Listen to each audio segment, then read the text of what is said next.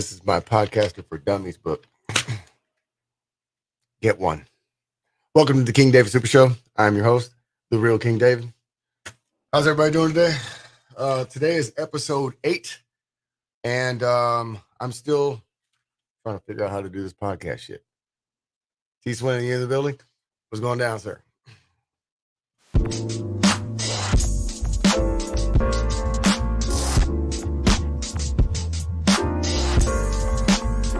What's up, everybody? It's your guy T Swin. Back to the win.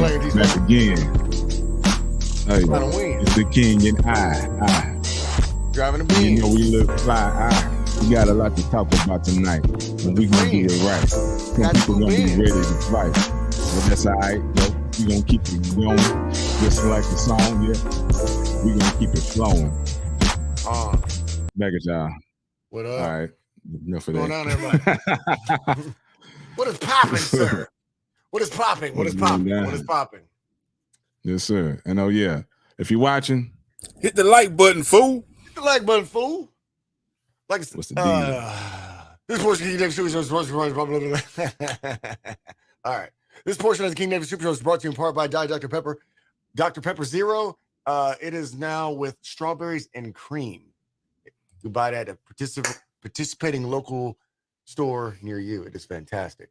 We salute you, Dr. Pepper. Thank you, thank you, thank you, thank you, thank you, thank you, thank you. Yes, sir. Thank you. This, my friend, I didn't fuck myself up very bad. I tried to be Billy Joe Barber the other day, and brand new blade, and I skipped a step. You know, like whenever you do straight razor, you have to put the hot towel on your face.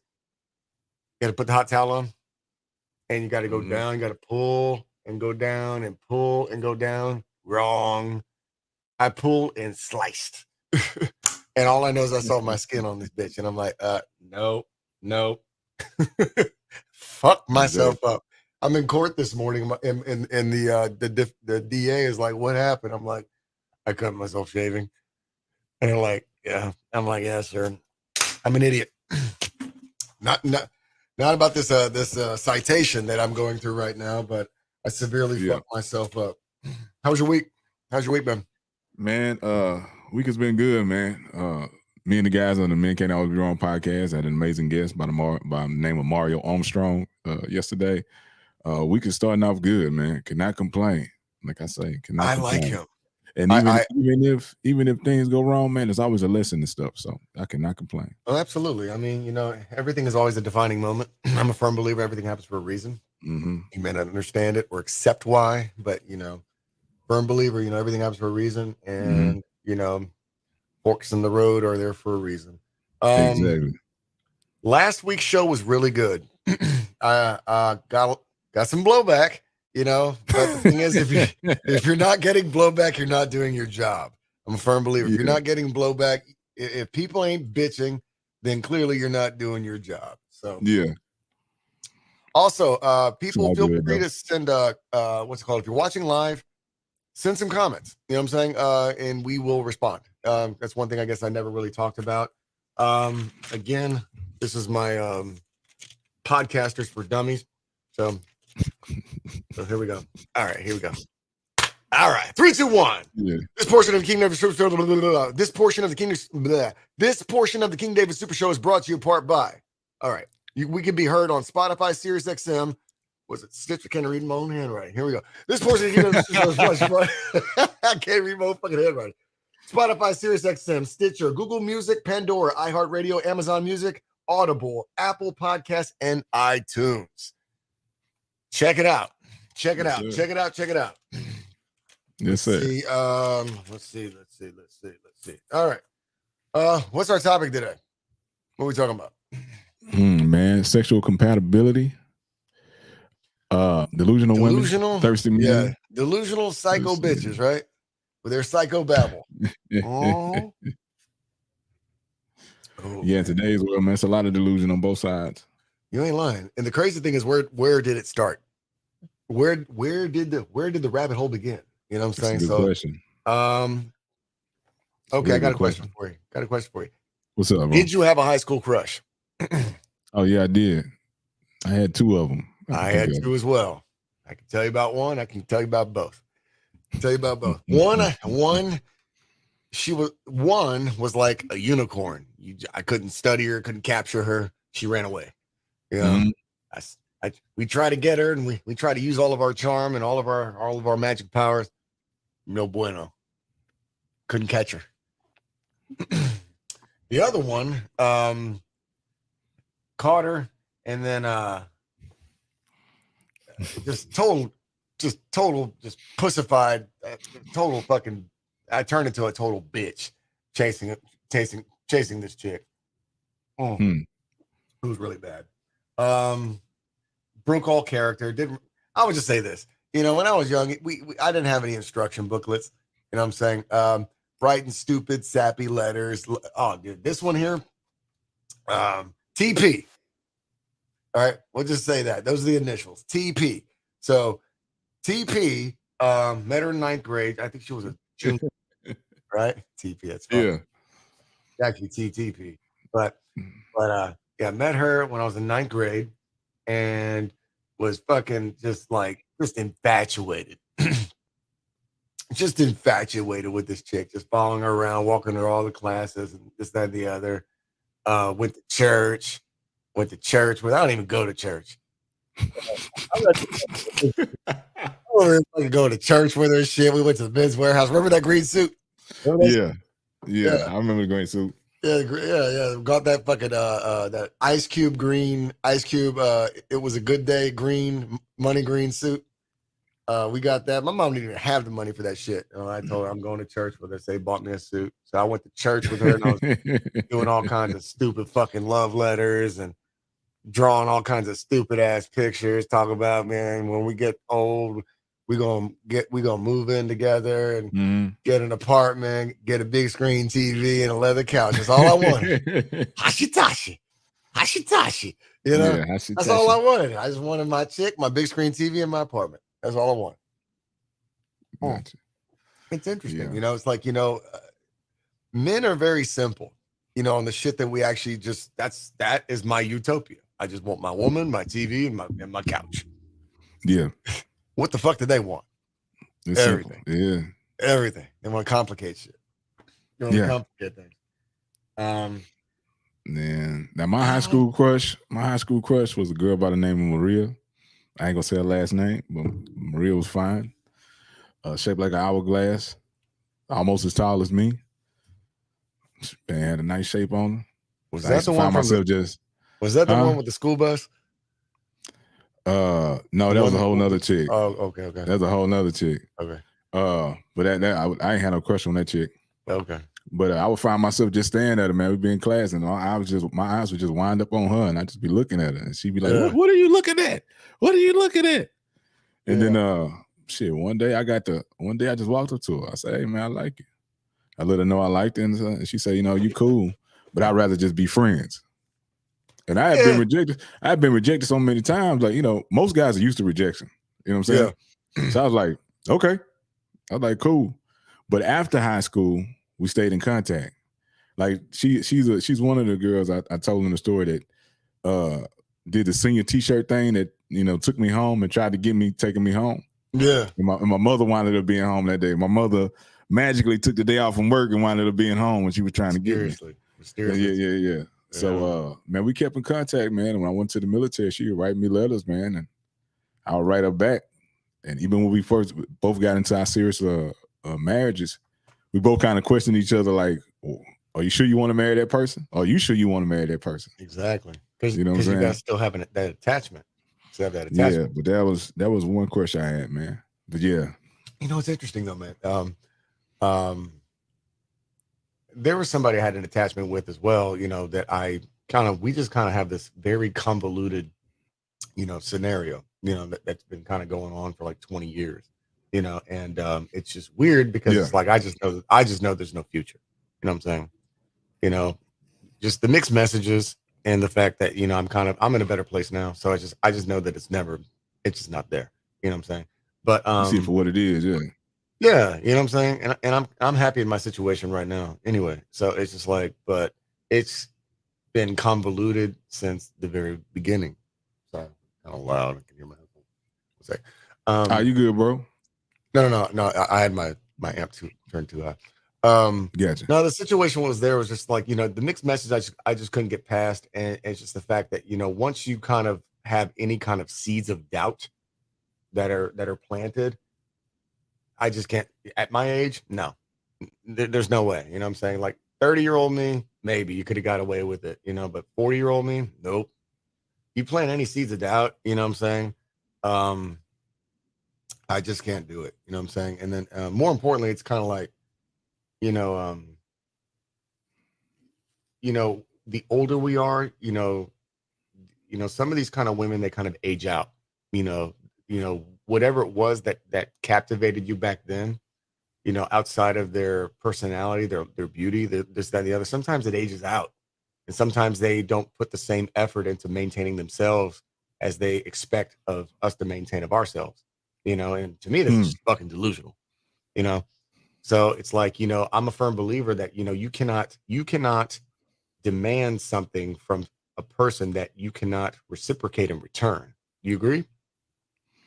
Yeah, that is true. You can't ask something to somebody that you can't provide yourself. So it's like, that's kind of like, I don't understand that with a lot of women today. It's like it's like there's these girls that, that I see on my Instagram and I see them on my Facebook. And they're just fucking delusional. You know what I'm saying? Like back in the day, yeah, they were hot and they were something. You know what I'm saying? And then they fucking blew up. You know what I'm saying? They blew up like a fucking cow. You know what I'm saying? And they became a typical modern woman where, okay, you have a decent career. That's fine. Do you want a cookie? So it's interesting. It's like you used to be pretty. You used to be, whatever, but that was all during our party days. Like nobody took you fucking serious anyway. You were just a toy. You know what I'm saying? And that's kind of a lot of these women, put themselves out there to be treated that way, you know what I'm saying, as an object, because that's all they wanted. That's the attention that they seeked. You know what I'm saying? They didn't seek anything serious. They just seeked I don't even know if that's a real word, objectivity. I don't know. They just kind of seeked attention. They're attention whores. You know what I'm saying? Mm-hmm. And whatever comes along with it, that's what comes along with it. Drinks, liquor, bottles, tables, good times, free shoes. entry into the club. Yeah. Good times. Yeah, that's all it was. It was good times. Trips to the hotel. Yeah, exactly. Hoeing, whatever. There was no strings. You know what I'm saying? And now, that they've kind of, they have reached their expiration or they've already expired. You know what I'm saying? That they have these really weird, delusions. You know what I'm saying? I find them fucking delusional. It's like, there's this one, I think she became like an attorney or something. And I'm like, okay, more power to you. Congratulations. This, that, and the other. Mm-hmm. But it's funny. You always see them on girl trips alone. You know what I'm saying? You always see, these big old girls, these biggins, over there on these girl trips. You know what I'm saying? I don't give a fuck how much money you got. Again, a man don't care how much money you have. They don't give a fuck. They don't care. Nah. So if he's a real man, he don't care about your money. If he trying to scam me out your money, yeah. So I see these girls on these biggin trips, that's what I call them, biggin trips, and and I'm like, and they have they're posting all these memes about how motherfuckers are supposed to be chasing them and this, that, and the other. I'm like, bitch, you are fucking delusional. Nobody wants you. You know what I'm saying? Your time has expired. Like for real. It's like, I'm thinking to myself, am I the only person that is thinking this shit? You know what I'm saying? It's like, I don't find you attractive whatsoever. You clearly, your time has expired. You didn't even take care of yourself. You know what I'm saying? So at least preserve, your value. You know what I'm saying? You let all your value go because you're seeking a career and you just chose to like avoid the things that people truly care about. You know what I'm saying? Or avoid, the things that people are investing in. If you want somebody to invest in you, then you need to kind of invest back into yourself. Yeah. You understand what I'm saying? If you want to It's be not hard. at It's not hard to choose your career and still go to the gym. exactly. It ain't hard. But oh my God, I don't mean to sound shallow, but God damn, dude.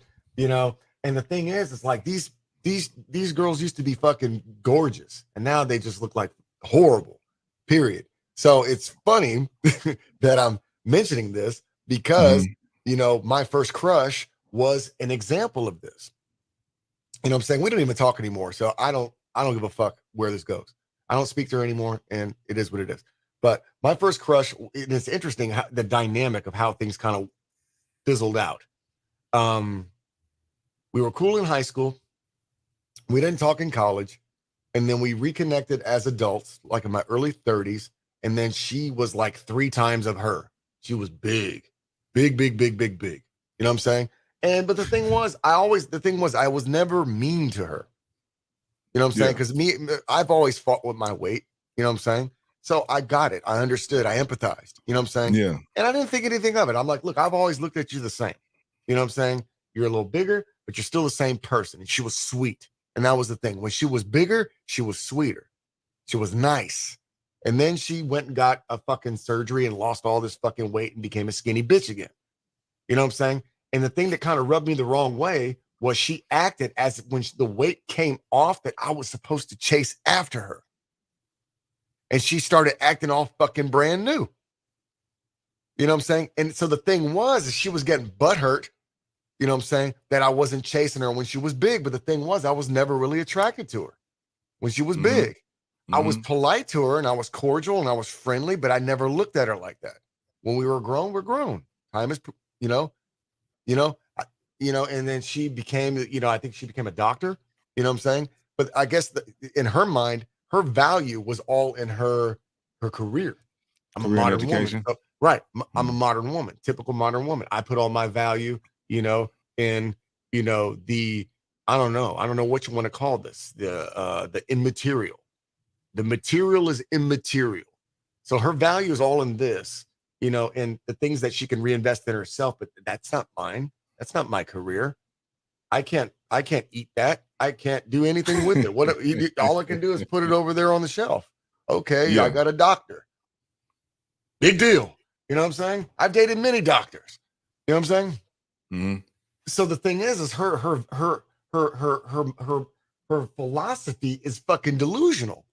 You know what I'm saying? And I think a lot of women today have a misconception on what real value is.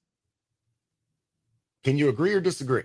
Would you say real value or just what's valuable to a man? What's valuable to a man? unless you're gonna live alone and get a dog, then more power to you. Keep eating Twinkies and keep getting master's degrees. You know what I'm saying? Yeah. When it comes to the weight thing, man, I always say people act like it's hard to go to the gym, but you putting in work to keep that weight on. Everybody I see that's morbidly obese, they eating constantly all through the. Now I'm gonna tell you, man, yeah. I did Uber Eats for a while when it first started. You know what I'm saying? Yeah. I went to this lady's house one time, 3 times within an hour. She ordered from Panda Express, McDonald's, and I think Wingstop. Yeah. Bro, she was taller than me. Now I'm like 6 feet. Right. She was taller than me, and she was wider than the door. Wide on all sides. And what was crazy about it was that the first time I showed up with the McDonald's, I gave it to her. I got the second. I got another order. I showed up again, this time with the Panda Express. Then I got another order, the Wingstop. I show up again. I said, damn, because by this time I had memorized the pin to the gate code. God damn. I said, man, this is the same person. She opened the door. She got a nightgown on. I ain't gonna lie, I dropped the food on the ground. I dropped the bag. Oh, I'm sorry. There you go.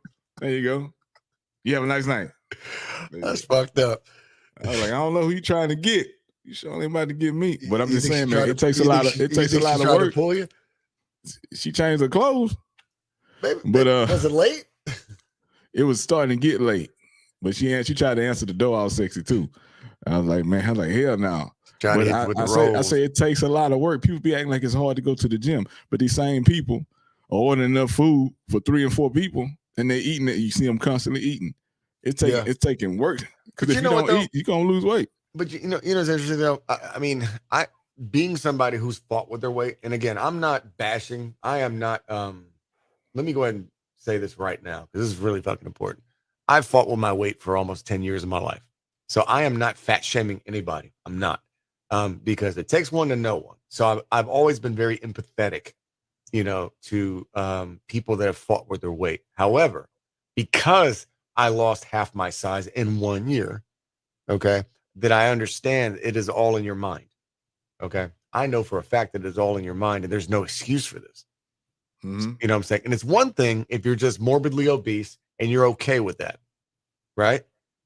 But at the same time, you don't have these delusional demands on what you expect from somebody else who's going to be with you romantically.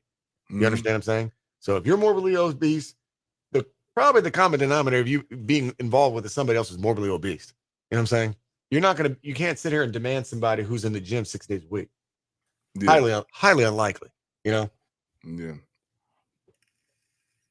Now another thing too, man, people try to say, man, it's hereditary. No. It's a lifestyle passed down. That's all it is. It's eating habits and a lifestyle passed down. Because you go to other countries, you don't see people looking like that. No, there ain't no fat girls in Japan. You know, the Philippines, Thailand. No. No. It ain't like that. Colombia? No. It ain't like that. China? No. So it's a choice. It's a choice, man. People I'm big boned. I'm big boned. That's why I got double chin. I'm big boned. That's why I got double chin. But so she is kind of giving me the signs like, hey, you know, let's go out and do these kind of. No, she wanted to go on dates. Do you understand? So I was hanging out with her. Like we went to the Renaissance Festival and we were just going to the beach and just normal shit, homie shit. You know what I'm saying? And then she started kind of having these weird misconceptions. You know what I'm saying? Like, hey, you should come on this cruise with me. And I'm like, I don't think that's a good idea. So she would always be going on these big dates with her girls. You know what I'm saying? And so it's funny because one day her girl tried to started attacking me, you know, and then the truth all came out, you know. And so anyway, so long story short, she loses the weight and she starts acting all fucking brand new. As if I'm supposed to fucking look at me now, like Jenny Jones, you know what I'm saying? It's like, look at me now. I'm like, I am not supposed to chase you. I'm happy for you, but I still am not impressed. You know what I'm saying? I liked you when you was big. You know what I'm saying? But I'd like you when you're small. You know what I'm saying? So she started acting all fucking acting as if I'm supposed to be chasing her. And they started getting mad, right? Started getting mad when I wouldn't take the bait. And so then she starts sicking her dog on me. You know what I'm saying? Her best friend starts sicking her dog on me as if there's something wrong with me. I'm like, are you out of your fucking mind? You understand what I'm saying? Yeah. That's because, man, she probably pissed off because she was getting all this attention, but she wasn't getting none from you. Man, I had a buddy, man, his wife, man, she had kids. They had about 3 kids, and man, she was huge. Her stomach was slapping on her knees. She went and had plastic surgery, right? Lipo, and her whole attitude changed after that. She started going to the gym. She looked like a totally different person. Right. She had the boob job done, everything. Right. Her attitude changed after that. Right. She left him with the kids. She was getting all this attention that she wasn't getting before. People constantly hitting on her. She started dressing sexy. She dipped out and left him with the kids. Yep. That's very common. You know, that's why sometimes you got to be very, very careful in a relationship when you start investing in cosmetic surgery with your woman, because you have to kind of make sure that she's philosophically on your team, and you know, and people change when they start getting attention, you know, from the opposite sex and from women and this, that, and the other. They change. They turn into a totally different person. They become attention whores. You know what I'm saying? Total fucking attention whores. I mean, it's weird, dude. I mean, I've seen I've heard stories of widows going through this. You know what I'm saying? When they finally discover social media and all of a sudden they're getting trolled by all these men and this, that, and the other. And they start acting all brand new. Like they start acting like they're stink on shit. I'm like, are you just not used to this shit? Like really like tripping. You know what I'm saying? Like, Yeah. you know, like, but here's the crazy part. They're actually believing this dumb shit. You know what I'm saying? They're actually believing this dumb shit. You know, I'm like, you understand they just want to fuck, right? you know, so it's just people, you know, when they're surrounded by, unannounced attention, that's the best way I could describe it. They become different people because they're not conditioned for it. So like when people so when people become celebrities or they go viral or whatever it is, they don't handle it well. That's why you need a publicist. Like, you know, look, you shut the fuck up. We do all the talking. Don't say nothing. You know what I'm saying? Because the worst thing you could do is sit there and blow your shot, your only shot that you have, you know? So, anyway, so so just time progresses. I start calling and she just starts not answering. And I'm like, wow, okay, that's weird. You know what I'm saying? So, but then they would only call me whenever they needed something. You know, they wanted me to do like some construction on a project of theirs. So they start calling, asking me all these, you know, these questions in my expertise, you know, these areas of my expertise. They want me to bid jobs or they're asking me for my info. They want me to bid jobs, but they won't give me the job. It's like you want to sit there and try to like, take the bait, bitch. Take the bait, bitch. It's like I want to try to have some kind of control over you. You know what I'm saying? And I'm like, look, I did that in the very beginning. And after a while, I started to see it for what it really is. Like, dude, you don't fuck with me. You know what I'm saying? So whatever it is, whatever games you want to play, I'm not about this. I'm not part of it. Just leave me the fuck alone. So I was the one that kind of ended that, that relationship indefinitely because it's like, the sad part is just like, this person is a medical professional and it's like, who's acting like a child here? Me or you? I'm going to take my ball and go home. You know what I'm saying? It's like, because you don't have your way. It's like, what are we fucking 15? You know what I'm saying? We're in our 40s, Yeah. It's like, I've never understood that. And then it kind of like what I was talking about, like with the other one, it's like you have these girls on these biggin trips, writing all these crazy memes as if like we're supposed to chase you based contingent upon what you think that you have. Nobody cares. Yeah. Most men don't care about that crap. They care about if you're gonna be loyal, you're gonna respect them and give them peace of mind. Thank you. That's it. And men are visual, so we look at your shape first before we see anything else. Then we listen to you open your mouth up, and if that ain't catchy, and what comes out, and for me, that is one of my biggest turnoffs. Now, granted, don't get me wrong, I have a foul fucking mouth. I do. You know what I'm saying? But when the camera is off, and you know me for what you know me, you just understand that's just how I talk. You know what I'm saying? These are adjectives. Bitch, fuck, motherfucker. These are adjectives. They just describe my nouns. But is it attractive to you when a woman does that? No, absolutely not. I do not like women that curse like sailors. I do not. I do not. I actually I'm attracted to somebody who is the opposite of me. The polar opposite. You know what I'm saying? Of me. Yeah. So people always say, people say, well, that's the female version of me, this, that, and the other. No, you do not want the female version of you. As cool as that may sound on paper, no. You know what I'm saying? Because you're going to beef out. You're going to get on each other's nerves, because if you have somebody who is like a carbon copy of you, you're set up for failure, Yeah.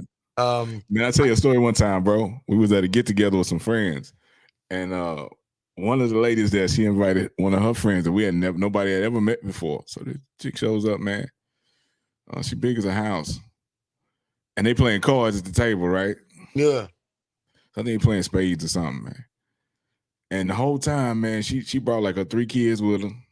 The whole time she cussing, and we in the military, we sailors. Every other word was motherfucker this, bitch that, motherfucker that, put your motherfucking card down. It got so bad that the guys got up and walked outside.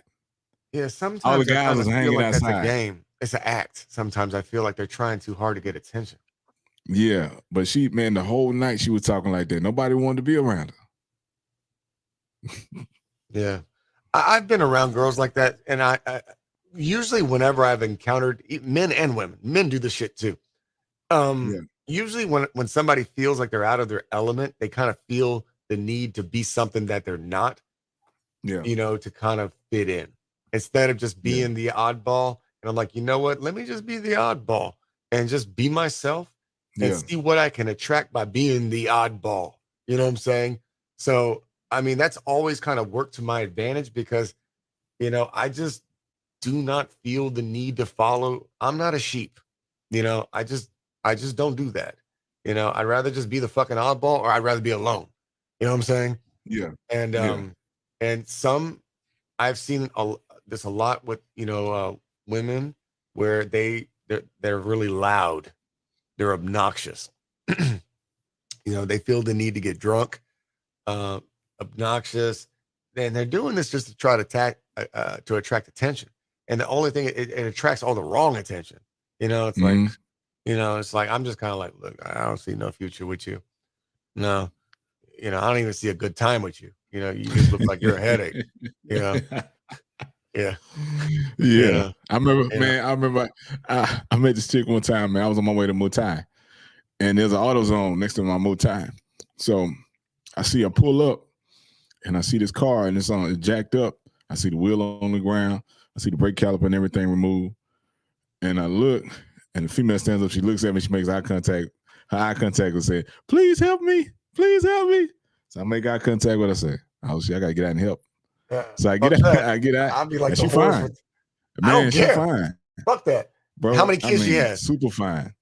How many She kids didn't did have she have? none. All right. She didn't have no kids. She jumped, So what man. happened? I get out the car, man. She had So what a shape happened? that'll Hold stop traffic.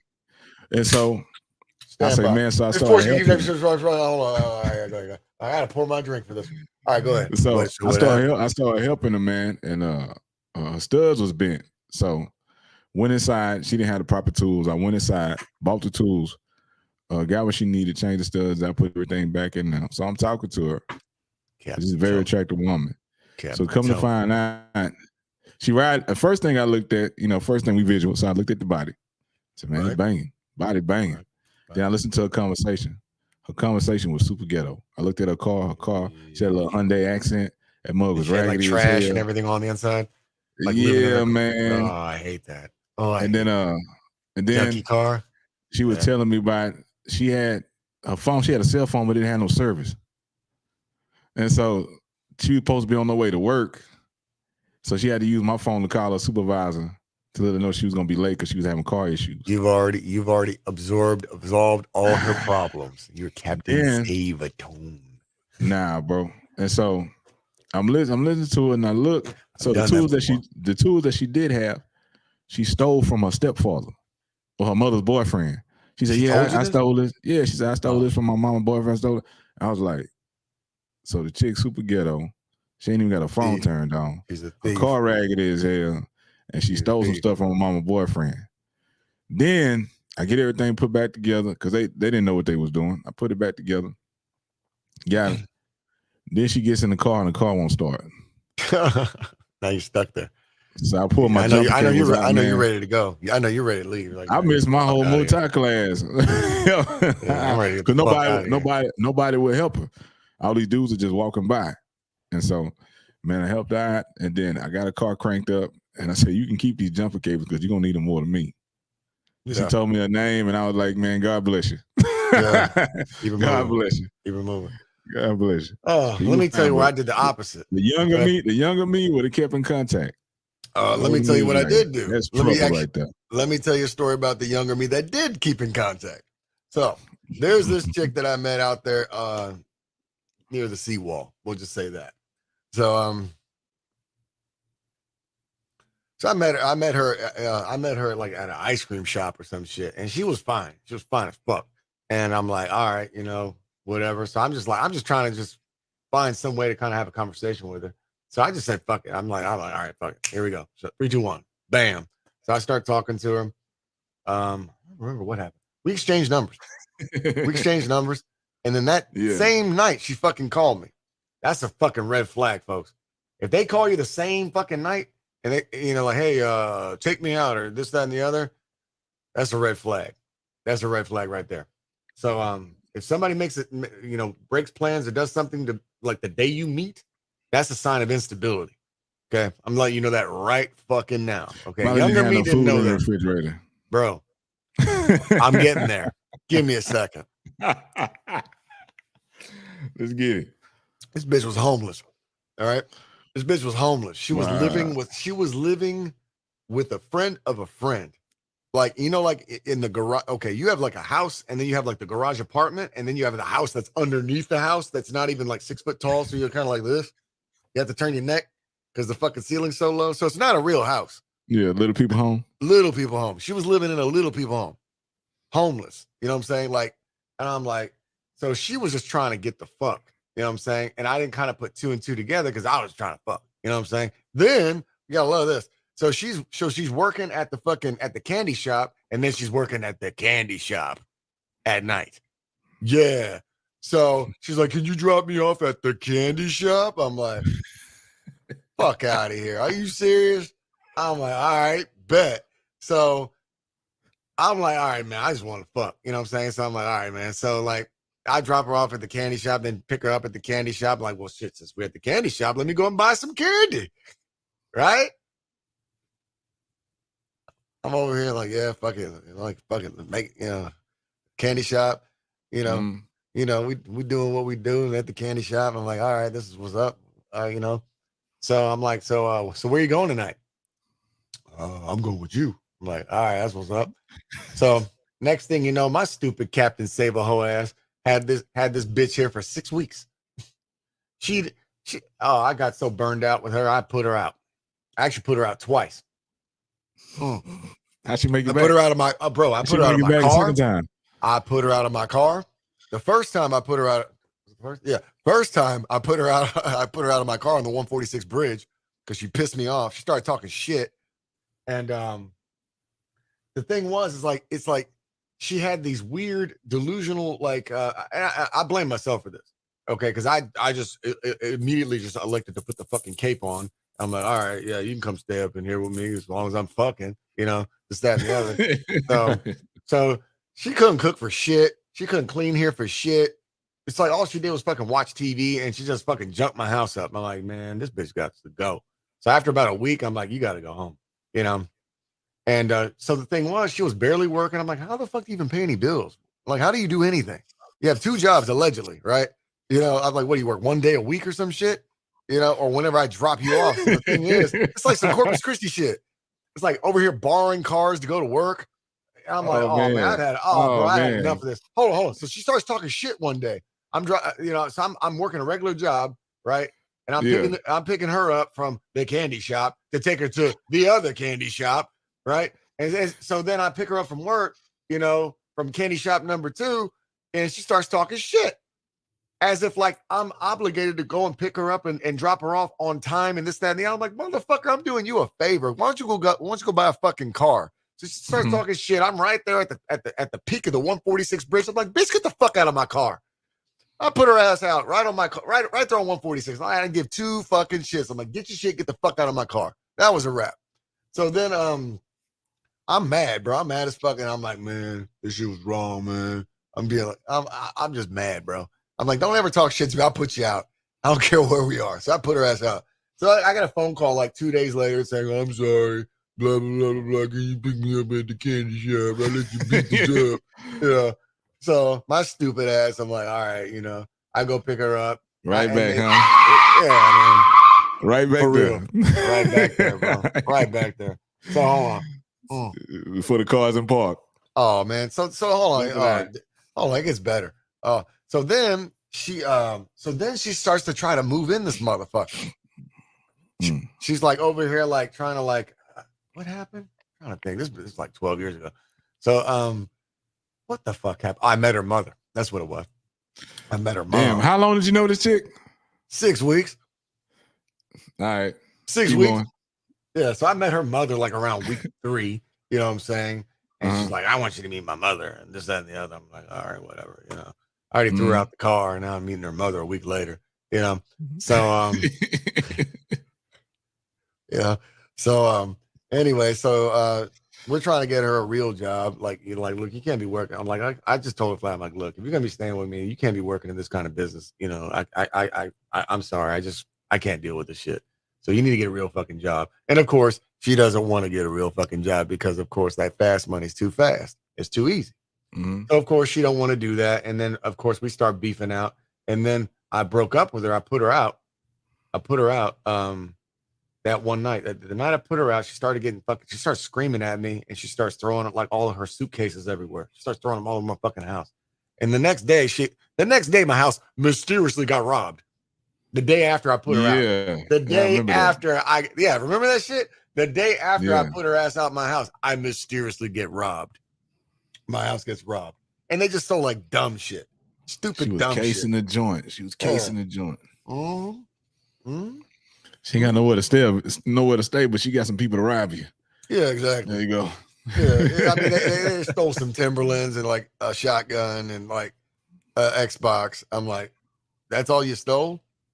That was it? You know, I mean, I made way more money off the insurance company by pencil whipping them, but it's like, man, you people are fucking stupid. But it's just like, you gotta, you know, the main thing is like what T Swin is saying is like, when you're around somebody that has that kind of mentality, run for the fucking hills.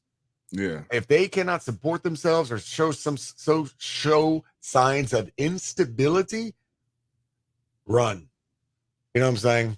Because you will be paying, you just inherited a fucking liability. You just took on a liability, and God forbid they have children. Those are your kids now. That's your problem. All of a sudden, you're a fucking babysitter. All of a sudden, you're a car service. All of a sudden, you're the grocery store. All of a sudden, you start getting yelled at for why you're not there on time. Sound familiar? Yeah. Bro. And this ain't even part of the script, bro. This ain't even scripted. I'm like, man, don't get me started. You know? So I'm like, this motherfucker here, dude, delusional. You know what I'm saying? But man, don't set yourself up for failure over some pussy. Don't do it. Don't do it. I don't care how pretty they are. If they start showing signs of instability, run head for the hills. You know what I'm saying? But I mean, but here's the thing. The thing is like, you know what? You can't be so fucking thirsty for attention. Men, stop it. You know what I'm saying? Yeah. Men, you're just as fucking guilty. Stop being thirsty. You know what I'm saying? Stop being okay. Know your fucking worth, right? Right? You got to know your worth and love yourself to the point where your thirst for attention from a woman is okay. I'm trying to say this correctly. You have to know your worth to the point where your thirst for attention from a woman will not supersede logic. Right? Well said. Common sense. Well said. You know what I'm saying? You know, you have a lot of men today that lose all logic over some pussy. All logic is out the door. You know what I'm saying? Like you were describing that one gentleman before where it's like, you know, where's your fucking balls? You know, the guy that, you know, was working all this overtime, he doesn't have access to his own bank account. His car's getting declined at McDonald's, but he makes probably, 5 figures a month. You know what I'm saying? That is insane. You know what I'm saying? You're making 5 figures a month and you can't even buy a cheeseburger without permission. Come on, people. You know? Yep. Can't buy a $3 burger. Come on. You know? But here's the sad part is that is the majority of these men today. That's a lot. That's a large majority of, I would say, of married guys. I've watched a lot of married people. I tell you this, man. I tell you this, bro. I just say this all the time. So we know we veterans, right? Yes. And everybody know on the 1st and 15th, everything is popping. Everybody's out. They shopping. You see everybody outside. A couple of days after the 1st, about the 3rd or the 4th, everybody broke or they done spent their money up. Inside. The base is dry. Nobody's going in the stores buying stuff. Nobody's spending money at the bowling alley. You know what I'm saying? Because they just spent up all their money. Yep. And so I would sit back and I used to watch people, man. I used to watch how people would react around that time. And I would see a lot of guys, man, they get paid on the 1st and 15th. And their wives would take all the money. I seen one cat, man, his wife pulled up. He got in the back seat. Her best friend in the front. He in the back seat with the kids. Now this dude like Wow. 6'2", 6'3", right? That looks so horrible. She's short. She probably about 5'3", 5'4". Yeah. They drive up to the bank. I seen him I seen when she picked him up, and I was on my way walking to the bank. I was gonna go take some money out. I get to the bank. I see them on the inside. They doing something. They come on out. They walk to the ATM. They pull out a bunch of money, right? She snatches the money out of his hand, gives him $20, jumps in the car with her friend and leave off. He's standing there with the $20 at the ATM. Now, this guy was higher ranked than me. He was higher ranked than me. So at work, I looked up to him. I respected him because of his position, because of who he was, the kind of person. He was a nice guy. Yeah. Everybody respected him, but he had no respect at home. And when I seen that, I was like, oh, man, this dude's in trouble. You probably lost all respect for him. Yeah, I said, man, I couldn't see him the same after that. Yeah. You know what's interesting? I used to see that at the base as well, but it was kind of, okay, you'd have like these chiefs and senior chiefs, you know what I'm saying, in the Navy, and they'd be, you know, and they would be like the ones that they're always angry. They always kind of seem like they got a chip on their shoulder or something like that. It's because they're getting punked at home. You know what I'm saying? They're getting punked at home by their wives. And the crazy part is when you actually see what they look like, you know what I'm saying? And you're you're with that? not you're with her, you're with that, you know? Yeah. And or the funny part is like when life hits them so hard that you see them working a second job and they're acting all big shit on the base. And then I see you at fucking HEB or some shit. Yeah, you're at HEB. Yeah, you know, you're a sacker, or you're a delivery driver. I'm like, wow, dude, I thought you was senior chief, this, that, and the other, blah, blah, blah. Wow, bro, I lost all respect for you. You know what I'm saying? You know, so not talking down on people that do them jobs, but these people act high and mighty, and they're supposed to be making top. Thank you. It's all in your attitude. $1, and then it's all in your attitude. Bro. Your attitude is everything. So it's like you're acting, but it's all decision. Yeah, it's decision also too, man. They chose to be with these people, and they chose to stay in these relationships with these people where they live outside their means.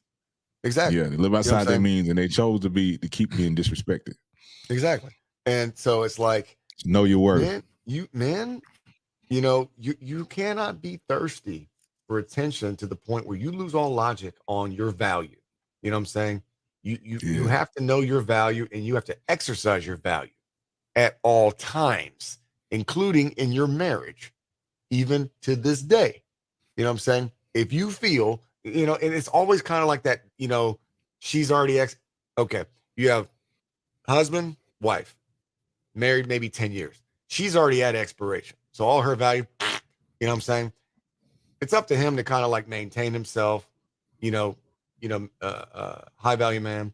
He's working, his value's up, he's got a good job, he's breadwinner, takes care of himself. So all the value is pretty much on him. So she's feeling some kind of way. So usually what happens is in this scenario, she tries to mind fuck him. You know what I'm saying? Into believing that he can't do any better, or she's going to leave him, or she's going to take him for everything. I'm going to punish you for leaving me while I'm ugly. Nobody wants me. You know what I'm saying? I don't get no severance package. I'm like, you know, at the end of the day, like I was talking about before, it's like, you know, at the same time, ladies, you know, I'm not bashing you. You know what I'm saying? But what you demand from this high value man should be reciprocated. You know what I'm saying? You cannot let yourself go and then expect him to maintain himself. Or better yet, you can't sit there and let yourself go and then get angry that he wants to maintain himself. You know what I'm saying? Because sometimes they want you to be like, misery loves company. Misery loves company. No, get fat with me. Or if you stayed in the condition that you was when they first met you, they know that other women are gonna come along that's more appealing and try to take you away. So they want you to lose your attraction. So nobody's paying attention to you. Man, I've experienced that before. Because I've always stayed in a certain type of shape, and I know what I can get to, and I know what I can look like. Yeah, exactly. And so this female told me, she said, "Who you getting sexy for?" I say, "Shit, I'm getting sexy for myself.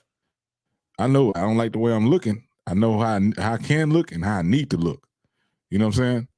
It's like, why you worried about it? It's like, come to the gym with me. Yeah. So for me, it's like I feel a certain kind of way. You know what I'm saying? Like I had this conversation with my girl the other day. I'm like, I cannot be out of the gym longer than a week. Otherwise, you lose all your gains. Yeah, 72 hours. Yeah, you lose all your gains. And then on top of that, you feel it. Like after about 2 weeks, oh, it's gone. And Oh you yeah, feel yeah, it. You yeah, feel just like, you just feel horrible. You might have the muscle memory. You might still yeah, have like, your muscle memory, this, that, and the other. I mean, it looks good on the surface, but I'm fucking weak. You know what I'm saying? yeah, I'm weak. I get beat up by a ninth grader, So it's just like, and I explain this. I'm like, look, I have to be in there, just to kind of for the endorphins and, for just, I'm 43. Okay. I need to stretch, you know what I'm saying? So for me, I have to be able to stretch. So when I wake up, I'm not in pain. I wake up in pain, you know, every other morning just because I'm stiff. You know what I'm yeah, saying? So it's like these are kind of things that you have to do in order just to maintain. You know what I'm yeah, saying? When and I've had this conversation, is like when you get old, I want to be old happy. I don't want to be old in pain. You know what yeah, I'm saying? My grandmother's 91 years old and she's in pain. I don't want to be like that. You know what I'm saying? I want to be able to have a nice and functional old age. You know what I'm saying? I don't want to be miserable when I'm old, where I'm wishing for death. I don't mm-hmm. want that. You know. So again, you have to, your health is your wealth, but more importantly, it's like, you can't sit there and demand what you cannot reciprocate in return, Yeah, and even in a relationship, even in a healthy relationship today, people, okay, mm-hmm. maintain, what I'm saying? At the end of the day, your happiness still matters. There's still Oh value. hell yeah, So the thing is, it's like some people kind of feel like when they're in the middle of the road, and I'm not talking about new marriages and I'm not talking about old marriages. I'm talking about middle of the road. You know what I'm saying? Okay. Where the writing is on the wall. Okay. Where you kind of see for what it really is like, yeah, you know, she let herself go and I still kind of got it, So it's like, how do you have that conversation? You know, how do you have that conversation? mm-hmm. You know, Yeah, where they start having these. So the thing is, they start having these not start having, they continue to have these delusional expectations on what they expect from you. But there's no material. What do I get in return? what's the incentive? Thank you. What do I get in return? You Yeah, know, because it's like it's at the point where it's like, look, dude, I ain't happy anymore. You know what I'm saying? I'm not attracted to you anymore. And you know,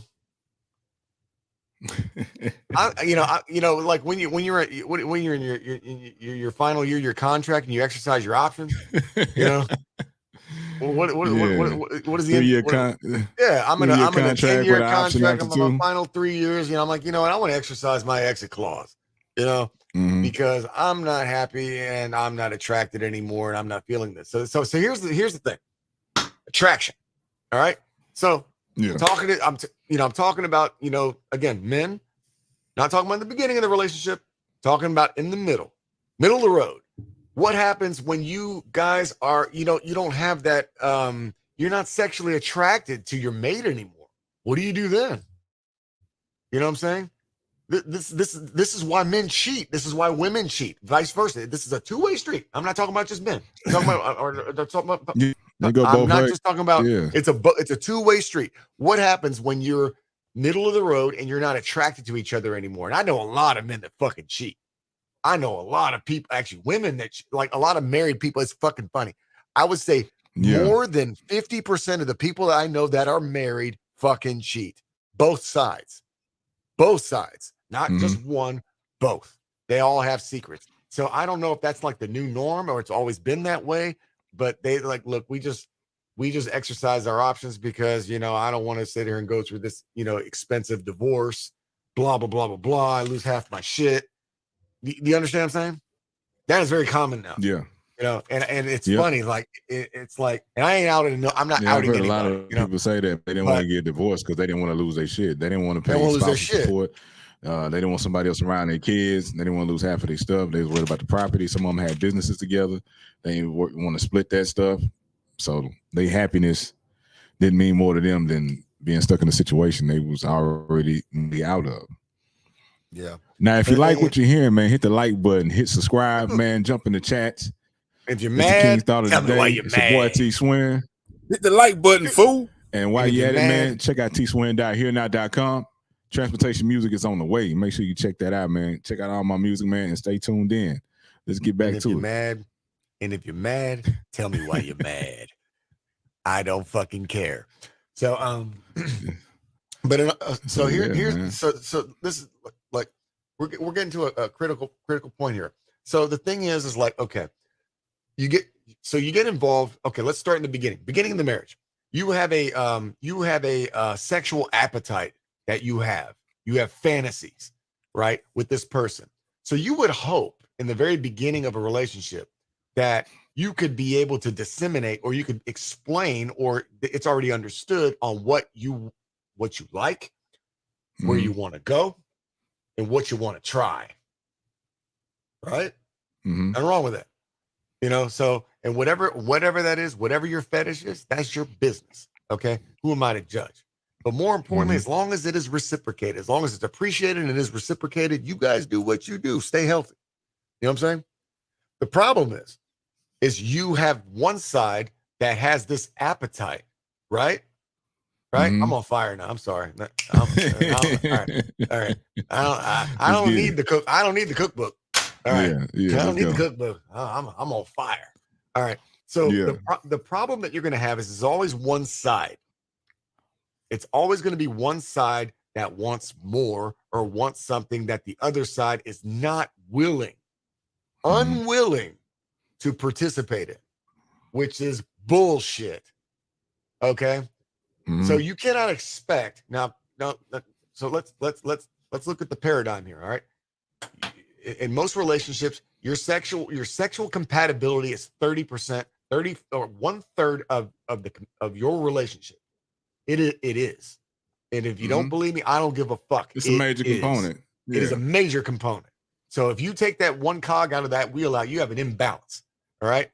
You might have love and trust and all this other shit, but if you're not attracted to this person anymore, or if you are attracted to them, but they cannot, give you that release that you need, you know what I'm saying? You got a problem. You got a problem. And this is why men fucking cheat. And this is why, and if they don't cheat, this is why men watch porn. This is why they resort to fucking porn. Because they need some kind of fucking release. They don't want to lose their home. I don't want to lose my house because, I was over there fucking Janet Jack me or some shit. Some of them don't want to. Some of them don't want to cheat physically. In reality, so they go to porn. Well, but you know how some women think, or how some people think. Well, they think that's cheating. You're still cheating. You're still cheating because you're thinking about it. Well, you thought about it, so you're fucking cheating, and I know. And so then you're being punished. So it's like, dude, where is the relief valve? Where is the relief valve? I can't get it here. I can't get it there. Where is the relief? What's going to happen is your pipes are going to burst. Bro, pipes are going to burst. I got a lot of dudes, man, I know that married right now, and they're in miserable. But they still being asked to do everything required of a man, and they're still doing it. Taking care of home, right? They're being good, providing fucking protection, raising kids. They're being good, but not getting men. any loving. Not getting any loving, and we talking about where's the months. return? I'm talking about. Where is I'm talking about like over half a year, sometimes almost close to a year. Yeah, you know what I'm saying? It's like, hey, bro, the signs is there. So at the end of the day, she's getting it from somebody. Yeah, so it's like, I don't know where she's getting it off from, but I got to get it off somewhere. But more importantly, where is my ROI? You expect me, again, this is, I'm talking about this delusional behavior. Okay. So it's like, okay, we have to be my return logical. on investment? Thank you. Where's my ROI? Okay. I gave you kids. I gave you a house. I gave you safety. I gave you peace of mind. All I need to do is get a little fucking release, daily. Is that not fair? You know what I'm saying? Excuse me. Is that not fair? You know what I'm saying? Because if in your mind that is if you feel that is an unfair trade-off, then there is something fucking wrong with you. You know what I'm saying? If you honestly believe that, and more importantly, those are my husbandly duties. Okay. Those are your wifely duties. These are things that you're supposed to do. It's in the Bible. You know what I'm saying? It was in Leviticus. I thought you didn't go to church. Yeah. So you can't even sit there and do that dumb shit. You know what I'm saying? These are your wifely fucking duties, and you're not even doing that. But a lot of people, man, a lot of them feel like once they got the ring, man, mission complete. Right. Wrong. Wrong. And some people like, I didn't know his sex drive was gonna be the same way after we got married. You knew that man's sex drive before y'all got married. While y'all was dating. I went through that shit. When and I'm gonna say this too, man. I went through that shit when I was married. Why would somebody be upset that their man desires them like that, or is crazy about them like that want them? You know what I'm saying? Exactly. Crazy about that want to make. Why would you be upset that your man want to make love to you every time? Every day. Exactly. That's an amazing euphoria that you have, and it don't make no sense to me. It's euphoric. And it builds your intimacy level. To hear. That's what you want. You know what I'm saying? You don't want that to fizzle out where they just can't. They just loathe you and looking at you because it's like, oh, whatever. I got to deal with you. That's not. So I just never understood that. You know what I'm saying? And it's like. It's like at the end of the day, somebody's got to give. Somebody's got to give and somebody's got to take. Somebody will exit. Yeah, or somebody's got to give, somebody's got to take, or somebody will exit. Period.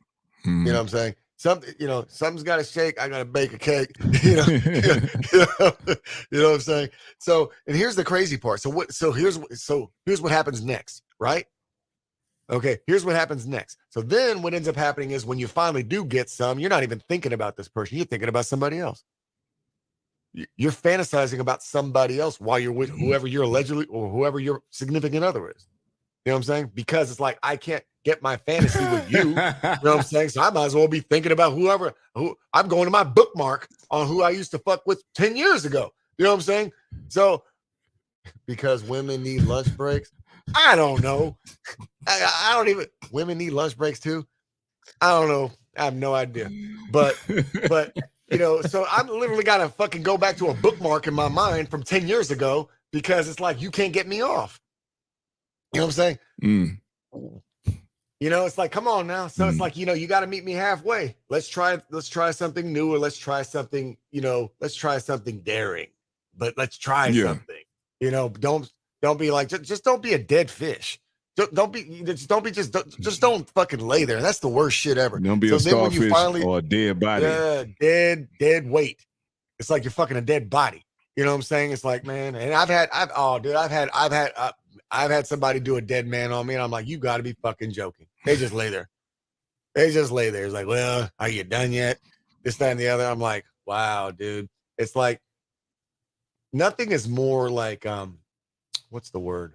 I want to say from a man's perspective, when somebody dead fishes you, nothing is more disrespectful, where it's like, if you really want to just cut the cord or just make me feel like there's no connection, that's the way to do it. You know what I'm saying? It's like, wow, dude, really? It's like, what have I done to you? You know what I'm saying? Think about it. If I'm providing this and that and this and that and this and that, what the fuck have I done to make you dead fish me? What have I done to deserve that kind of disrespect? And you want to know why I think about other people while I'm fucking you? You know what I'm saying? You want to know why I got to go to a bookmark? You know what I'm saying? When you want to dead fish me? You know what I'm saying? Or why I want to cheat on you and be with somebody else? Because when you pull this shit, what makes you think I want to be around you when you do some shit like this?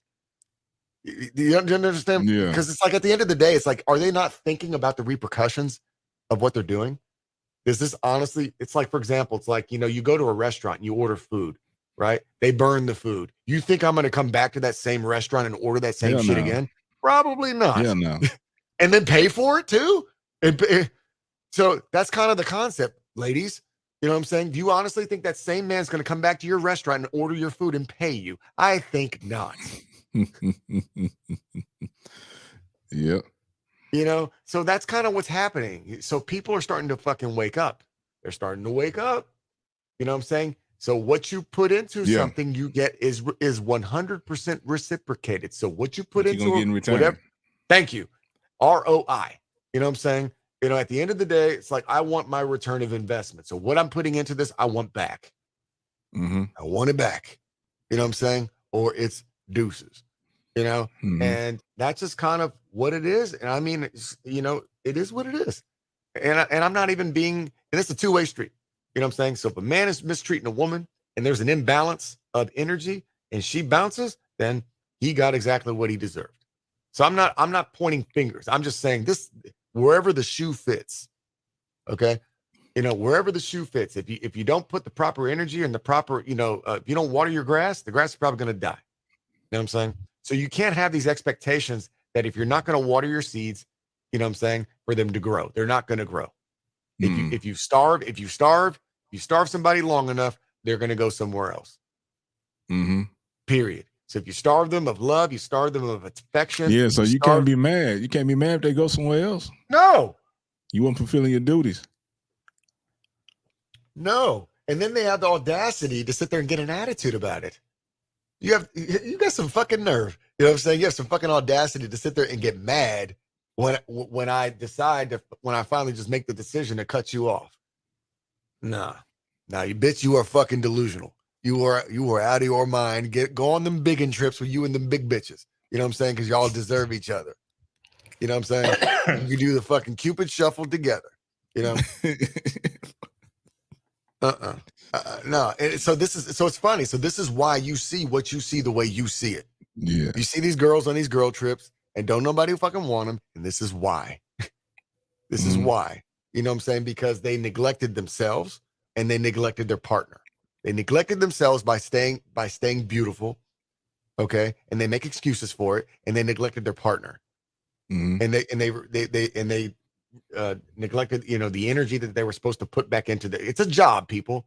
Okay. Relationships are not easy. Yeah. Okay. It's a fucking job. Okay. From start to finish, it's easy in the beginning, but you got to maintain. If you want to keep it going, you got to maintain, you got to make time, like I said, hard work in anything, hard work, dedication. If you want a relationship to work, you got to invest hard work. You have to be able to grow. You have to be able to kind of see, where you can improve, how well you guys communicate. You know what I'm saying? Things that I do might tap dance on your trigger. So I need to maybe make some adjustments. You know what I'm saying? I'm not perfect. You know what I'm saying? So, but if I know that I do certain things that kind of upset you and they're tap dancing on your trigger, probably shouldn't do it anymore. You know what I'm saying? So these are kind of things that, that we need to be able to identify, but but at the same time, it's a two-way street. Don't tap dance on my triggers. Yeah. You know what I'm saying? Don't, because sometimes they just do that shit on purpose. They do that shit on purpose to try to get a rise out of you. Yeah. Now, if you see somebody, man, they also rationing it out or they using it as a Scoopy snack. You know what I'm saying? Birthdays, Valentine's Day, Christmas. What do you think is going to happen once you put a ring on it? Oh, you ain't getting pussy till the Bills win the Super Bowl. Well, you ain't getting none till the Cowboys win the Super Bowl. So it ain't worth it.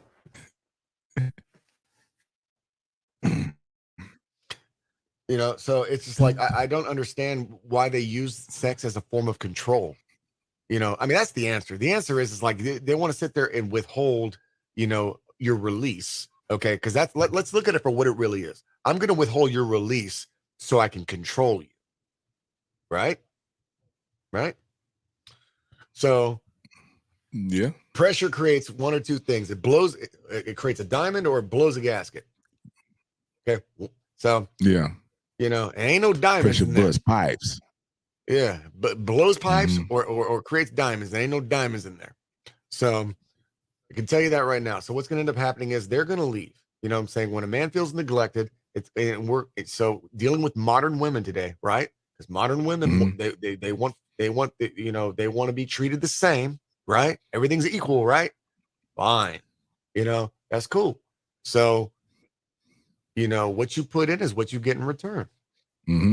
So at the end of the day, who's blowing your pressure? So my question is, who's relieving your valves? Is that fair? You're relieving your valves over there underneath the shower faucet. Who are you thinking about? Using the valve. Who you dreaming about? Yeah, who you dreaming about? Aquaman. So I'm like, nah, dude, you can't have it both ways. You can't have your cake and eat it too. So it's like, you really, I mean, this is the reason why men cheat. This is the reason why men look at porn. This is why men go to strip clubs. This is, this is the reason why, is because you can't sit there and try to control somebody with their relief. You know what I'm saying? You can't do that. Mhm. It's not even fair. You can go to any marriage counseling and they're going to tell you this. You're fighting dirty. You know what I'm saying? You don't punch below the belt. Okay. Meaning, two ways you do it. One is withholding sex for control, and two, over there bringing up shit whenever it's convenient. You know what I'm saying? It's like if you go through something in a relationship, you go through it and you move on. You don't rehash old shit. You move on. You grow. So this is why, most relationships today don't make it. They don't last 5 years. They don't. Most marriages today do not last They do not last 5 years. The statistics are they mostly get divorced by 5 years. The average. Yeah. Of 5 years. Yeah. The crazy part is most people also know, like under the same statistics, within the first year, they know that it's not going to work. They know that I don't see, years. See no future. They see no future in it, but they're working on an exit plan. They're working on an exit plan. So it's like, because it's like we spent all this money, and this, that, and the other, and it's embarrassing and blah, blah, blah, blah, blah. You know what I'm saying? It's like the problem is, again, like, I said before, people are not getting together for love. They're looking for help. You know what I'm saying? And when you skip that courting process where you actually get to know the person. Now, if you did not skip that courting process and you actually took the time to get to know this person, what they want, what their sexual appetite is, et cetera, et cetera, et cetera, you wouldn't be going through this shit. You know what I'm saying? But that has a lot to do with your maturity and what you're truly seeking from this person.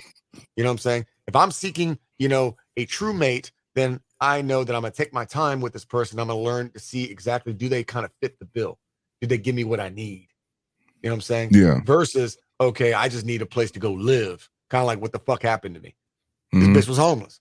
You know what I'm saying? She needed a place to live. So of course she was going to take the good with the bad. You know what I'm saying? And she was going to freestyle it. And it didn't work out to her advantage. She got thrown out. What's that shit they say? Hobosexual. Yeah. Hobosexual. Yeah. A hobosexual. Shit. Yeah, bro. But I mean, what did I say? I said, I wrote the shit down. I said, now you just brought up something. You said embarrassment. Oh God! Who do you think is more embarrassing for when the divorce happened, the man or the woman? I think the man. For real? I think the man. Well, speaking from experience, I mean, I took it personal because I felt like I failed. You know what I'm saying? And then more importantly, I didn't listen to the signs because I had grown men that told me, do not marry this woman. They saw the signs. I just chose not to see it because she was pretty. But I just could not see the ugly side of her until after I married her. You know what I'm saying? And I knew she had an ugly side. I just chose to ignore the signs. You know what I'm saying? Yeah. Because I didn't know my worth. I had low self-esteem. And, like everything I'm telling you, I'm guilty of, thirsty individual, thirsty for this kind of attention. But the sad part was this woman weaponized, she weaponized her beauty, and she weaponized her femininity, or whatever the fuck you want to call it. She weaponized herself to control me. Right? So I'm providing all these things, X, Y, Z, A, B, C, D, X, Y, Z. Okay, providing all these things, and I got no relief. Is that fair? No. You see what I'm saying? Yeah. So it's like I wasn't embarrassed. I wasn't embarrassed. To me, it was embarrassing because they hated her. I was kind of I wasn't embarrassed, but I was kind of like, I was upset that it didn't work out. And but you had children though, so it was different. There's collateral damage. I was upset that it didn't work, but I was also upset that I chose wrong again. I wasn't embarrassed, but I was upset that I chose wrong again. Here's my question in the back of your mind. Because I remember you said this before. I was asking you, I'm like, what were you thinking? In the very beginning, like when you made that decision,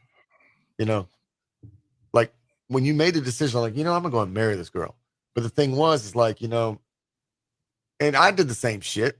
Like, the thing was, I knew this woman and I knew she was kind of throwed off, but I just wanted that shot. You know what I'm saying? Because like we were not even talking We broke up for 2 years. Mhm. And we spoke for 14 days before I married her. You see what I'm saying? I just knew that I loved her, or I thought in my mind. You know, I was in love. I was in love with the was thought. Was it also you kind of like, okay, well, I already know this person? Yes.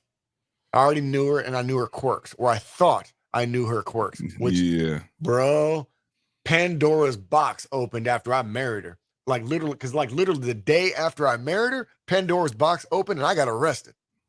Like that type of shit. Two weeks is not enough time after 2 years of separation. No. Yeah. So I pulled a Sam Rothstein. You know what I'm saying? I'm guilty of it and I own it. And I'm like, you know what? I thought that I could change her. And I thought that I could, I thought that I could fix everything. You know what I'm saying? And, but my heart was in the right place. But the thing is like she was looking for a come up and I was looking for a wife. I was looking for love and she was looking for help. And that basically boiled it all down. She was 8 years older than me. So she was kind of looking at things from a calculated position. She was looking at things from the gun tower. You know what I'm saying? She was a sniper. Oh, yeah. She sniped my ass. She was looking at things from the gun tower. And so she saw it 100 yards away. Like, all right, I already know what I can do with this dude. Shots fired! Shots fired! Yeah. So sometimes like men, women, whatever, wherever the shoe fits, you know what I'm saying? You got to be very mindful of your position, of your chess piece. You know what I'm saying? You got to be mindful of your chess piece and where their chess piece is when you engage somebody and kind of ask yourself, do they have like a clear fire? They have a clear shot at me. You know what I'm saying? Can they see, am I vulnerable? Have I put myself in a vulnerable position by being this open with how I feel? You know what I'm saying? Because I love this woman. I love the ground she walked on. So in my mind, she could do no wrong. I did everything with all the right, with the best intentions. So when I said I loved her, I tried to fix her. I really did. And I failed. You know what I'm saying? I failed. I tried. I failed. And the reason why is because she did not love me back. She was looking for a come up. You know what I'm saying? And I'm in a position now where I can look at it for what it really was. She saw me from the gun tower. She's like, I'm going to fuck this dude up. I'm going to fuck this dude up and I'm going to get him for everything that I can get him for and gone. On to the next one. So coming before you showed up. She saw me coming. Yeah, she saw me coming before it even happened. You know what I'm saying? Yeah. Now, man, I've seen some people, man, and it goes to another thing too, man, giving too much power away. I know somebody, man, that they was in a relationship with a person. They had kids with this person. This person didn't put their name on the birth certificate. They worked. He worked, paid all the bills, but all the bills were in her name. The car they had was in her name. The cell phone was in her name. They got in an argument, and she told the cops the lease was in her name too, but he paid all the bills. She told the cops that he didn't stay there, that wasn't his kid. He left with the clothes on his back, and that was it. He didn't have a phone to call anybody. He didn't have transportation. Yet he was the one that provided in the house, paid the bills, took care of the kid, cleaned and cooked. He had gave her too much power. Yeah. So he put himself in that position. I have a question. So did she plan B him and already have a replacement for him, or she was just abusing him? Nah, she was abusing him. She knew that he would come back. She was abusing him. She was abusing him. She would play a game until he come back, play nice for a little bit, use that power again. And I say, man, I've been in that position. Never let a woman have that much power over you. Yeah. As a man. Yeah. Just protect yourself. We live in a time. It's a game. It's a game. You have to protect yourself. Yeah. The sad part is it's a fucking game, people. The sad part is you cannot honestly tell, even if you're married, you cannot tell somebody, like, just lay all your cards on the table and say, look, and just make yourself vulnerable. You know what I'm saying? Because they will fucking weaponize that shit. As soon as they get mad or as soon as they feel some kind of way, or if they want to control you, they're going to weaponize that shit. You understand what I'm saying? Yeah. And I know it. I know it because I've had it happen. I witness this. I witnessed. I've had it happen. I've had it happen. So they sit there and they use your love in vain. They're saying, "Oh, I love you," this, that, and the other. Now, and then they use this to abuse you. Oh, I made somebody cry one time, man. They use this shit to fucking abuse you, and it's like a battered wife syndrome. You know what I'm saying? He's gonna. I made somebody cry one time because I gave them the energy they was giving me, and they broke out crying. Why are you been? I said, I'm just doing what you do. It don't feel you don't good, like it, do you? You don't like it, do you? Sometimes you got to give people a taste of their own medicine. But I'm just kind of at a point in my life where it's not even worth the energy. You know what I'm saying? Oh, yeah. It's not even worth the fucking energy. And this is the reason why we're even having this conversation, is to kind of wake people up to, like, if you feel that you're the deer in the headlights right now and this shit is happening, it is time to go. It is time. It is time. It is curtains. That's a wrap. If somebody sits there and tries to put you in that kind of position, compromising like this, where they kind of basically they want to sit there and kind of dangle it in front of you, and try to use this to control you. If anybody, I'm trying to articulate this well because I'm very passionate about this. So I'm sorry. If anybody ever tries to weaponize, trying to think of the right way to say this. They're weaponizing, their your love for them or your loyalty to them, right? They're trying to weaponize they're trying to weaponize themselves, contingent upon. Help me out here, bro. Like, man, your vulnerabilities, what they perceive as your weaknesses. Yeah, you know what I'm saying, bro. That's fucking wrong. It is so fucking wrong. And so the middle of the road men, I'm talking to you. The middle of the road people that have been married 5 years already, 5 to 10. You're 5 to 10s. I'm talking to you. You know what I'm saying? If this is some common denominators, if we're hitting some buttons, this is you. You know what I'm saying? Where they're sitting there and they start shit with you, and then they to kind of have you chase them. It's like they're attention whores. You know what I'm saying? They sit there and they start shit with you so they can get something to get a rise out of you, so they can control you. You know what I'm saying? And then they try to make you feel like there's something fucking wrong with you, because you desire them. You know what I'm saying? You ever had that happen to you? They try to make you think like there's something fucking wrong with you because you love them and you desire them and you just want, what you signed up for. And then you find out that you got a bag of shit. You know what I'm saying? I don't got a bag of goods. I got a bag of shit. You know what I'm saying? And, the thing is like, you have to kind of be able to know, like, you know what? I got a bag of shit. I'm leaving. You know what I'm saying? And don't make idle threats. Okay?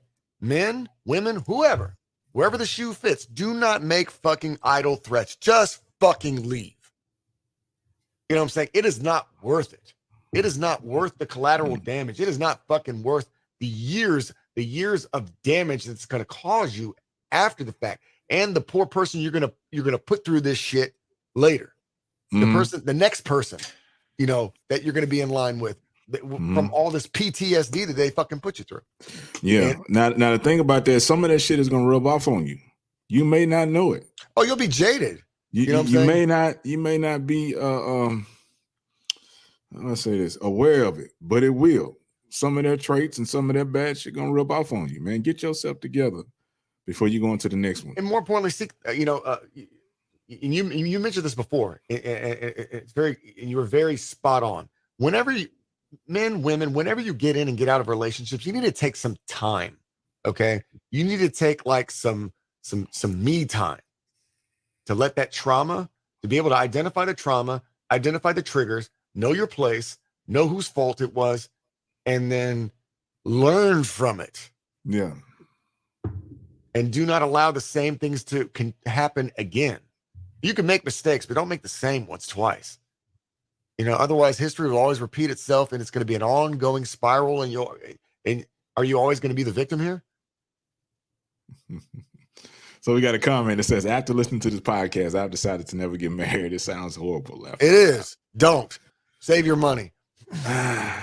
It can be good But a lot of people are getting married for the wrong reasons. Exactly. They're not getting there. Most people today, from what, 20 to 35, they're not getting married for love. They're getting married for fucking help.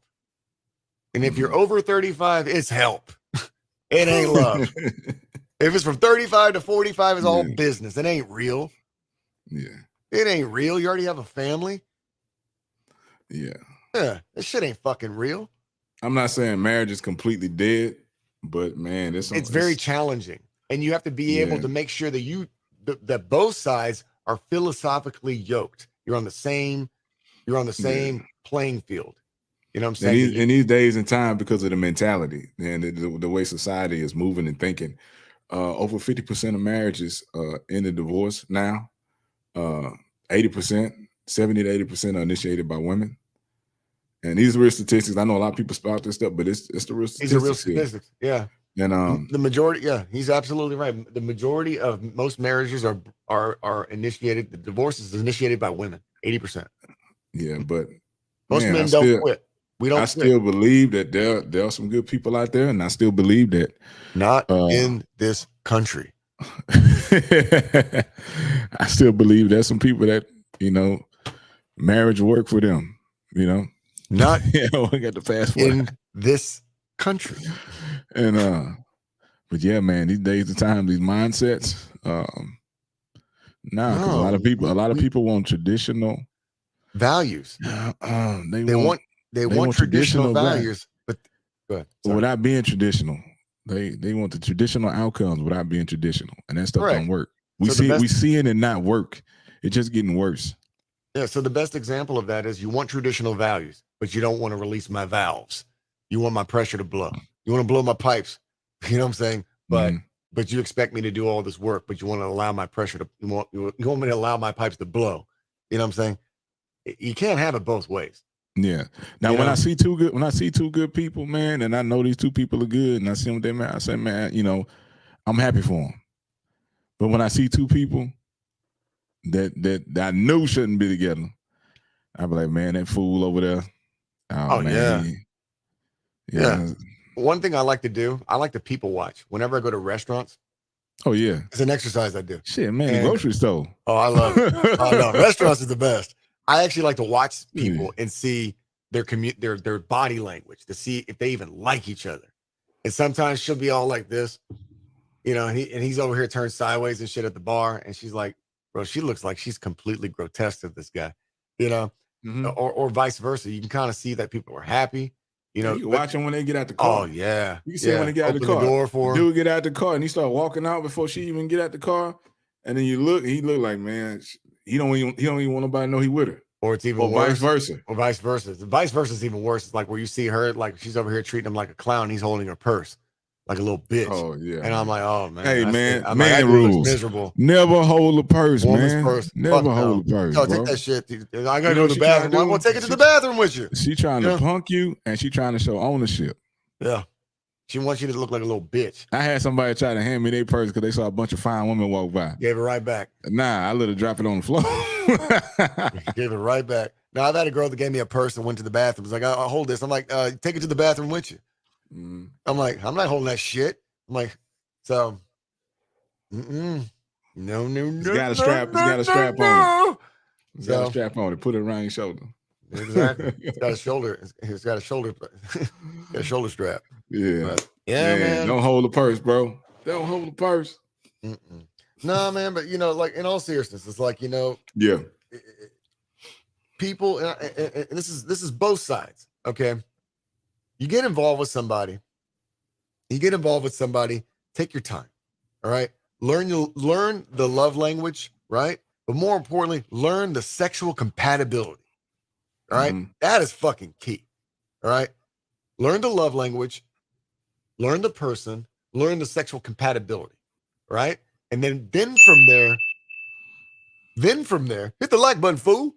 So then from there, make a decision on whether you want to have a future together. Yeah. Implement, make the proper steps to make that shit happen. And then while you're going through that, that phase, okay, the learning phase, right? The courting phase, you can kind of iron out the kinks and kind of where you actually put that program to work, right? And see how well that program the implementation process, see how well it works. And then from there, if it works out, great. That is the key for success. But more importantly, closed mouths don't get fed. Okay. So if you're not happy, you got to talk about it. Don't feel embarrassed. And that's kind of another thing. Gentlemen, you're gonna go crazy. You're gonna drive yourself crazy. Gentlemen, if you want to freak a leak with your girl, you got to tell her what you want. And better yet, don't even tell her, just do it. You know what I'm saying? Because a lot of women don't ask permission, just fucking do it. You know what I'm saying? Because honestly, a lot of women, they have some nasty, disgusting fucking thoughts or whatever. And it's your job to get it out of them. Okay. Just do it like Nike. Okay. So, oops, I'm sorry. I didn't know that goes in there. So, defy all gravity, defy all odds, give it a try. Just do it. Just do it like Nike. So, some women, they kind of want to be led. All right. And if you try and she fucking slaps or whatever, know the signs. Don't do it again. All right. So, but always, you got to lead. You know what I'm saying? You can't sit there and ask permission. You just got to just lead and just do it. Okay. What's understood don't need to be explained. Okay. You don't need to ask permission to take a piss, do you? Okay. All right. So, do you ask permission to take a piss? Okay. So you don't need to ask permission to be a fucking man. So if you want to Neanderthal that shit, you just fucking Neanderthal that shit. And she's going to appreciate you later. Church. But so as long as so you're like, okay, why? This keeps the man off the porn. Okay.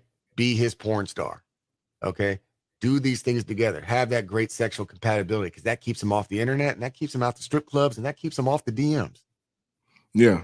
Do you understand? And tell you the truth, man. Yeah, men are visual. Men are going to look, but if he know he got something at home, that's good. Yeah, she's draining your balls every day, dude. He ain't going nowhere. Be like, man, yeah, she fine, but I'm about to go home and tell my exactly. I'm getting ready to go drain my balls. I'm good. You know what I'm saying? And I ain't messing up home for that. I know I got something at home. Women don't understand that. They don't get it. In all seriousness, men are fucking loyal. As long as you bring him peace and you drain his balls and you just kind of just are what he wants. You know what I'm saying? Again, relationships are jobs. So if that's what he wants, then be what he wants. If a man chose you for a serious relationship, if a man chose you for a marriage, you're the one that he wants. You know what I'm saying? It's like we don't have to reinvent the fucking wheel, people. And it's like I don't understand why you just don't give him what he wants. And more importantly, if you can't give him what he wants, then tell him and walk away. Don't feel like, well, he owes me this and I'm going to punish him. You know what I'm saying? Or there's something wrong with him. Well, you got a dick problem or this, that, and the other. They want to sit there and try to punish you for having fucking these desires. For being a man. Thank you. You can't sit there and fucking punish me for that shit. You lost your fucking mind? You know what I'm saying? It's like, who's delusional here? Where's the logic? You can't expect somebody to be loyal to you. Okay. At the end of the day, you cannot have the expectations of somebody being loyal to you if you can't give him what he needs, or more importantly, you can't give him what he wants. There's one thing about needs. There's another thing about what he wants. Okay. Needs come before wants. You know what I heard before? Man, I don't want you wearing me out. It's like, well, who you saving it for? So exactly. And do I need to make an appointment? So that, but I mean, that pretty much kind of sums it up. You know what I'm saying? It's just like, if you want a healthy relationship, okay, if you want a healthy relationship, this is the moral of the story. If you don't want people cheating on you and you don't want people fantasizing about somebody else while they're with you, if you don't want people, going to strip clubs and you don't want them looking at porn, you know what I'm saying? Then you need to be that bitch. You know what I'm saying? Period. Okay. Ladies, you need to be that bitch. All right. Be that, you have to give him that sexual chemistry that he needs, that he desires. Okay. Because you knew that's what he desired when he met you. Okay. So it's not my place to sit there and explain, the A, B's, and C's. You know what he wants. Okay. Just continue to give him what he wants. As long as he treats you right and you feel loved, there should be no problem. It's the moment that you stop feeling the need to give this man what he desires is when things start to go astray. When he starts to go astray, this is your fault. And you need to take accountability for that. You know what I'm saying? You can't get lazy in your relationship because at the end of the day, it's a two-way street. If you don't want him to go straight, you got to do your job. Food for thought. This portion of King David Service brought you part of Yeah, man. I mean, I'm sorry, man. I had to go into full fucking coach mode. You know what I'm saying? But it's the truth. It's the truth, man. It's the truth. And it's like people just don't want to hear it. They don't want to own their shit. They just kind of feel like, well, they always want to point the finger as like, it's somebody else's problem. Like, no, it is not somebody else's problem. You can't get mad at somebody when you sit there and you steal an energy from them. I'm over here giving you energy. I want it reciprocated. Mm-hmm. You know what I'm saying? Because otherwise it's gonna, there's a pendulum. You know what I'm saying? Whatever energy I put in, I got to get it in return. Otherwise, it's an unfair balance. It's unfair. It's an unfair investment. Yeah. Period. But yeah. I feel whole. You know what I'm saying? I felt that I've completed my thoughts. If you like what you hear, like, comment, subscribe below. You could have been anywhere tonight, but you chose to be here with us. I thank you. This is our 8th episode. I feel like, things are just improving audio wise, quality wise, everything wise. It's just, we're talking about the topics that really fucking matter, and it's, sometimes somebody has to be the bad guy. Somebody has to, identify the elephant in the room. The reason why we have these conversations is because we're trying to help. You know what I'm saying? If you kind of feel like, you're in the middle of the road, you're in the vortex, and you kind of, that you're not happy, but you can't point your finger at it. This is why we do this. This is why we do this. Predominantly, our audience is predominantly male, but for ladies, we're here to help you as well. We're here to help, and there's no greater perspective than a man's perspective. You know what I'm saying? Because you're hearing it right out the horse's mouth. Because some guys are just embarrassed and they won't tell you what they think. They won't tell you how they feel. So that's how I feel. We can be heard. The King David Super Show can be heard on Spotify, Sirius XM, Stitcher, Google Music, Pandora, iHeartRadio, Amazon Music, Audible, Apple Podcasts, and iTunes. And check out your boy T Swin. Yes, sir. You can check me out, man. tswin.herenow.com and all my music. And you can catch me on the Men Can't Always Be Wrong podcast too, man. Man, check us out. And like always, we're gonna leave y'all with some music. Yeah. Man, I'm gonna play some Wish You Well. All right. Let's get it. Let's get it. I wish you well. I wish you well. Yeah.